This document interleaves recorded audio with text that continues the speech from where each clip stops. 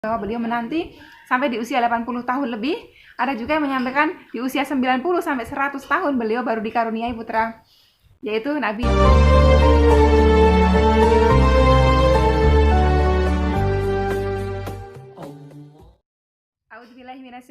Bismillahirrahmanirrahim. Alhamdulillahirabbil wassalatu wassalamu ala asrofil anbiya'i wal mursalin wa ala alihi washabbihi wa tabi'in. Rabbi shrah li sadri wa yassir li amri wahlul 'uqdatam min lisani yafqahu qawli. Allahumma shalli ala sayyidina Muhammad wa ala sayyidina Muhammad. Assalamualaikum warahmatullahi wabarakatuh. Sobat leader semuanya dirahmati oleh Allah Subhanahu wa taala. Dimanapun berada, saya mendoakan sobat leader semuanya semoga selalu sehat walafiat, dikaruniakan kesehatan, keselamatan, panjang umur dan umur yang berkah oleh Allah Subhanahu wa taala. Dimudahkan setiap urusan-urusannya, dilunaskan setiap amanah-amanahnya baik riba maupun non riba dengan cara-cara yang mudah. Saya mendoakan semoga sobat leader semuanya yang saat ini masih dengan sabar menantikan keturunan yang soleh-solehah dari sisi Allah Subhanahu wa taala. Semoga Allah segerakan karuniai putra-putri yang soleh-solehah. Untuk sobat leader semuanya yang saat ini sedang tertimpa ujian, semoga Allah bukakan pintu-pintu kemudahan. Setiap kesedihan sobat leader dijadikan kebahagiaan. Amin amin ya rabbal alamin. Oke, sesuai judul tentunya sobat leader semuanya tahu bahwa kali ini saya akan mencoba menyampaikan amalan untuk memohon keturunan dari Allah Subhanahu wa taala. Karena sebetulnya saya membaca di kolom komentar tuh banyak sekali yang menanyakan mengenai amalan ini. Jadi saya akan coba untuk sampaikan. Dan hari ini tadi saya sudah menjanjikan sama seorang sobat winner ya, beliau adalah Mbak Ovi Anidia. Beliau komentar seperti ini, Umi, agar diberikan keturunan amalan apa ya? Sudah 7 tahun menikah. Terima kasih Umi. Oke.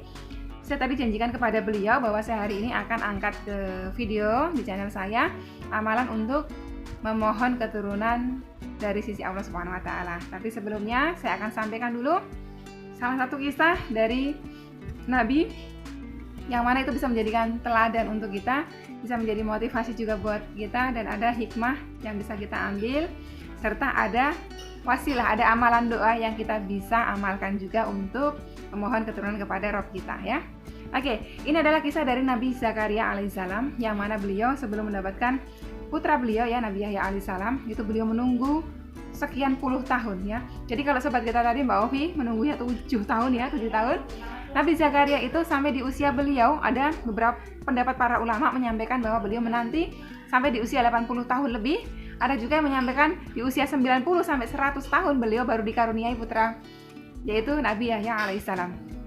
Nah, kisah beliau ini diabadikan di dalam surah Maryam serta surah Ali Imran. Nah, nanti wasilah doa yang kita pakai yang di surah Ali Imran ayat ke-38 ya. Jadi di dalam surah Maryam ayat ke-4 sampai 6 beliau berdoa seperti ini. Dan sungguh aku khawatir terhadap kerabatku sepeninggalku. Padahal istriku seorang yang mandul. Jadi istri beliau secara medis, secara akal manusia yang sangat terbatas divonis mandul. Ya, secara logika, seseorang yang divonis mandul oleh tenaga medis tentunya sangat sulit memiliki keturunannya. Tetapi sekali lagi, Allah adalah Al-Wahhab, Sang Maha Memberi tanpa batas. Dan beliau, Nabi Yahya, sangat mengenali Robnya. Robnya adalah Sang Maha Memberi tanpa batas, sehingga beliau sampai dengan usia beliau yang sangat lanjut, beliau terus bermohon, bermunajat kepada Allah, bahwa Allah kalau sudah berkata kun fayakun ya. Oke, maka anugerahilah aku seorang anak dari sisimu yang akan mewarisi aku dan mewarisi dari keluarga Yakub. Dan jadikanlah dia ya Tuhanku seorang yang diridhoi. Ucap Nabi Zakaria dalam doanya sesuai surah Maryam ayat ke-4 ayat ke-6. Nah, jadi ceritanya beliau itu adalah pamannya, Nabi Zakaria ini adalah pamannya Ibu Maryam ya. Maryam itu adalah ibundanya Nabi Isa alaihissalam ya. Jadi Maryam ini keponakan dari Nabi Zakaria. Nabi Zakaria membuatkan satu buah mihrab khusus untuk Maryam. Disitulah Maryam melakukan aktivitasnya, melakukan ibadahnya kepada Robnya ada di mihrab itu. Dan setiap harinya ini Nabi Zakaria selalu datang ke mihrabnya Maryam untuk memberikan kebutuhan-kebutuhan Maryam, misalnya kebutuhan makanan, buah-buahan ya. Seperti itu apa yang dibutuhkan oleh Maryam, oleh Nabi Zakaria ini dikirimkan ke mihrabnya. Dan ketika Nabi Zakaria berkunjung ke mihrabnya Maryam ini, di situ sudah didapati buah-buahan, semua buah-buahan yang kala itu langka ya di tempat beliau berdua ini. Maryam itu di sebelahnya itu sudah tercukupi gitu. Jadi di situ heran, Nabi Zakaria bertanya kepada Maryam, "Wahai Maryam, dari manakah ini semua?" Gitu kan? Terheran. Maryam ini tidak pernah keluar dari mihrabnya, ya. Jadi bagaimana mungkin makanan ini bisa ada di sampingnya Maryam? Maryam menjawab, ini semua dari sisi Allah Subhanahu wa taala. Dari situlah Nabi Zakaria semakin yakin bahwa kalau kita minta sungguh-sungguh ya kepada Rabb kita, Allah pasti akan cukupi, Allah pasti akan kabulkan, Allah pasti akan penuhi. Karena buat Maryam Allah penuhi, kenapa buat saya enggak? Begitulah pikirnya Nabi Zakaria. Sehingga seketika itu Nabi Zakaria alaihissalam langsung bermunajat di dalam mihrabnya Maryam, bermunajat kepada Allah dengan bahasa beliau yang sangat santun, dengan penuh pengharapan kepada Rabb-nya. Dan seketika itu baru selesai menutup doanya, malaikat Jibril turun bawa wahyu bahwa disampaikan kabar gembira dari Allah Subhanahu wa taala. Beliau Nabi Zakaria akan mendapatkan keturunan yang soleh yang sudah diberikan namanya langsung oleh Allah Subhanahu wa taala, yaitu Yahya, ya. Jadinya Nabi Yahya alaihissalam, ya. Nah, doa beliau yang bisa kita amalkan ada di dalam surah Ali Imran ayat ke-38. Nah, teman-teman nanti bisa bacanya mulai dari Rabbi habli miladunka dzurriatan thayyibah innaka sami'ud du'a. Jadi teman-teman nanti bacanya yang Ali Imran 38-nya mulai dari Rabbi habli ya. Rabbi habli miladunka dzurriatan thayyibah innaka sami'ud du'a. Baca itu. Artinya adalah, ya Tuhanku, berilah aku keturunan yang baik dari sisimu, sesungguhnya Engkau Maha mendengar doa. Nah, bagaimana cara mengamalkan penggalan dari ayat dari surah Ali Imran ini nanti akan saya sampaikan. Nah, selain memohon dengan wasilah doa dari Nabi Zakaria yang beliau sendiri diijabah oleh Allah Subhanahu wa taala, tentunya kita juga berharap yang sama ya. Kita juga berharap bahwa dengan wasilah doa dari Nabi Zakaria ini, kita juga akan diijabah seperti Allah mengijabah doanya Nabi Zakaria kepada beliau. Oke, tapi sebelumnya tentunya kita pakai wasilah sholawat kepada Rasulullah SAW untuk memohon semua hajat kita, termasuk hajat memohon keturunan ini. Sholawat apa aja yang kita bisa amalkan? Yang pertama, teman-teman bisa amalkan sholawat Jibril. Sholawat Jibril lafaznya Sallallahu ala Muhammad, Sallallahu ala Muhammad, Sallallahu ala Muhammad. Teman-teman baca 1000 kali. Teman-teman terserah, dalam sehari minimal baca 1000 kali. Kalau misalnya nggak sanggup dalam satu majelis 1000 kali, teman-teman bisa bagi 200 setelah sholat fardu. Tetapi kalau misalnya teman-teman, saya nggak bisa kalau setelah sholat fardu, karena setelah sholat fardu itu saya harus balik kerja lagi. Silahkan dibagi sebisa mungkin jam berapa, silahkan terserah.